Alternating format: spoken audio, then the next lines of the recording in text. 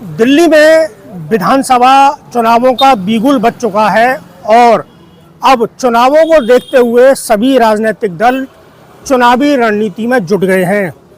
हिंदू मुसलमान से लेकर फ्री की रेवड़ियों तक अब चुनावों में चर्चा हो रही है, लेकिन हम इन चर्चाओं से दूर आपको जनता की जो समस्याएं, जो चिंताएं हैं, उनको बताने जा रहे हैं कि आखिर आज भी दिल्ली जैसे राजधानी में जनता कितने बुरे हालातों से गुजर रही है।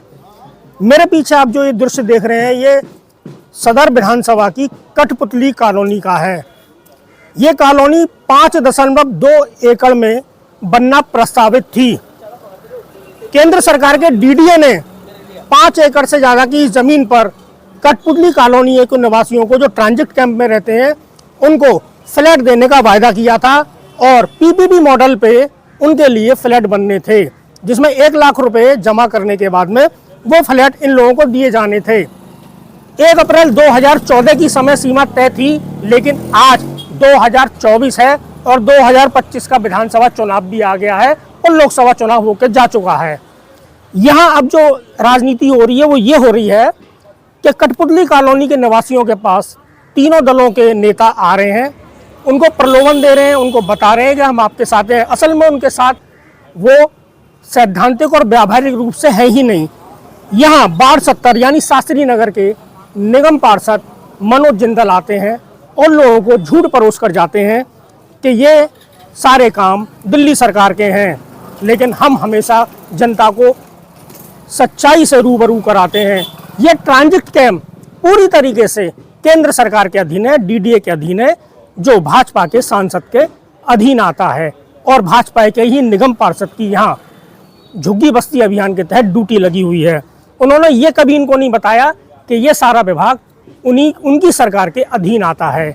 अब मजे की बात देखिए कि यहाँ अगर पानी की समस्या है, सीवर की समस्या है, तो वो विधायक के ऊपर मरने की कोशिश करते हैं, लेकिन सच्चे ये है कि ये सारी व्यवस्थाएं डीडीए ही करता है। डीडीए का यहाँ बगल में ऑफिस है और ये व्यवस्थाएं डीडीए के ऊपर ही डिपेंड हैं, यानी केंद्र सरकार के ऊपर डिपेंड है। इसमें दिल्ली सरकार का कुछ भी लेना देना नहीं है।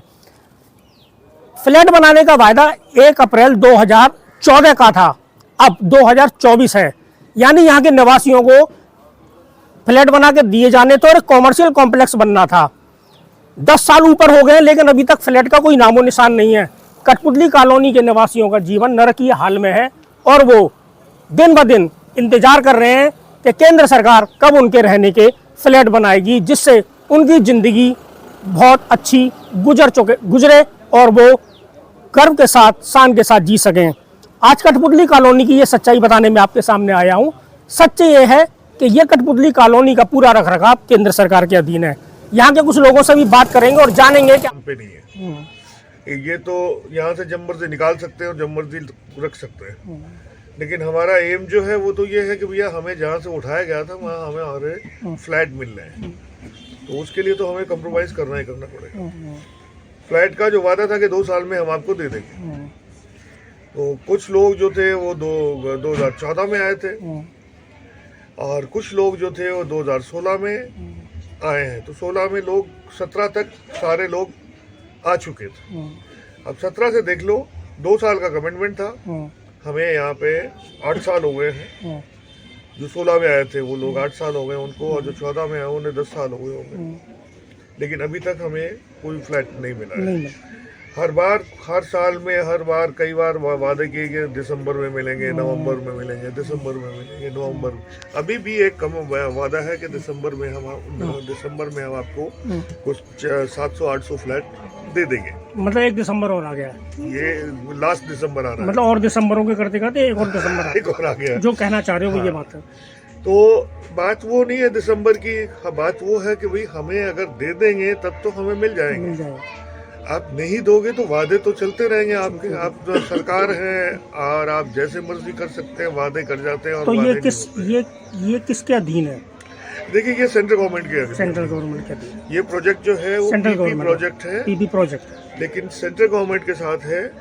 दूसरा, सेंट्रल गवर्नमेंट के साथ तो है, पीपी प्रोजेक्ट तो बना दिया, लेकिन हमसे कभी किसी बारे में बात नहीं की कि भैया आप भी आ जाओ, एक बंदा आपका होना चाहिए बैठ के बात करते हैं हमें किस तरह से काम करना चाहिए। सिर्फ बिल्डर और डीडीए ये दोनों ने मिलके काम किया है। और दूसरा सरकार ने, कांग्रेस सरकार ने इसे बेचा था। अच्छा। 6 करोड़ 11 लाख रुपए में। और फिर बीजेपी सरकार आई तो उसी ट्रैक पे वो चल रही है। अच्छा। उनसे बातें कि हम तो खुश हुए कि भाई बीजेपी सरकार आ गई है, तो गुस्सा है, दोनों में लड़ाई है। तो शायद हमें और कुछ मिलेगा, कोई अच्छा मिलेगा, हमें सिंगल फ्लैट मिलेंगे। लेकिन बात वही कि भैया आपने वो पीपी प्रोजेक्ट है उसमें आपको फ्लैट मिल रहे हैं, तो क्यों नहीं ले रहे आप? वो लेने चाहिए आपको। तो फिर तसल्ली करके भैया आप कुछ होने वाला तो है नहीं, हम इस प्रोजेक्ट में आ गए। इस प्रोजेक्ट में आए तो उम्मीद